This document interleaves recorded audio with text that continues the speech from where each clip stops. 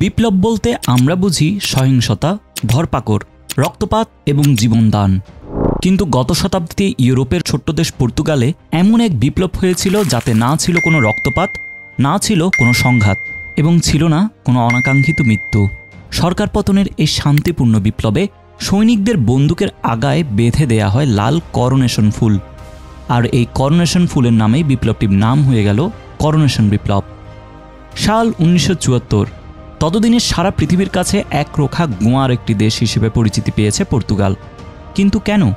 কারণ ইউরোপের বড় বড় সব সাম্রাজ্যবাদী শক্তি যেমন ব্রিটেন, ফ্রান্স, নেদারল্যান্ডস সবাই ততদিনে নিজ নিজ কলোনিকে স্বাধীনতা দিলেও পর্তুগাল দেয়নি।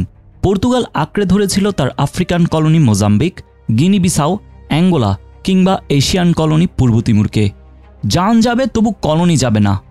কিন্তু এই গোয়ার্তুমের কম খেসারত দিচ্ছিল না পর্তুগাল।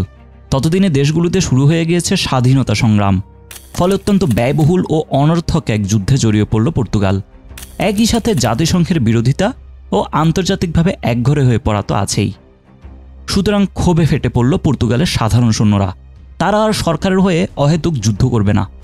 তাদের সমর্থন দিল সাধারণ জনতা। বন্দুকের আগায় বেঁধে দিল বিপ্লবের লাল ফুল। পর্তুগালে তখন স্তাদো নোভো রেজিম। স্তাদো নোভো মানে ইংরেজিতে নিউ স্টেট। এর জনক একনায়ক নেতা অ্যান্তোনিও দে অলিভেইরা সালাজার। 1933 সালে দ্বিতীয় বিশ্বযুদ্ধের আগে পর্তুগালে এক স্বৈরাচারী শাসন শুরু করেন সালাজার। এই শাসনের মূলে ছিল জাতীয়তাবাদ, সাম্রাজ্যবাদ এবং ডানপন্থা।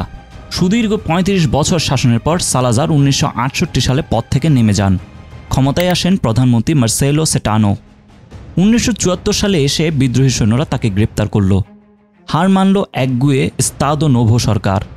পর্তুগাল যেন আরেকবার স্বাধীন হলো 41 বছর পর, আর সেই সাথে স্বাধীনতা পেল আফ্রিকা ও এশিয়ার সবকটা পর্তুগিজ কলোনি।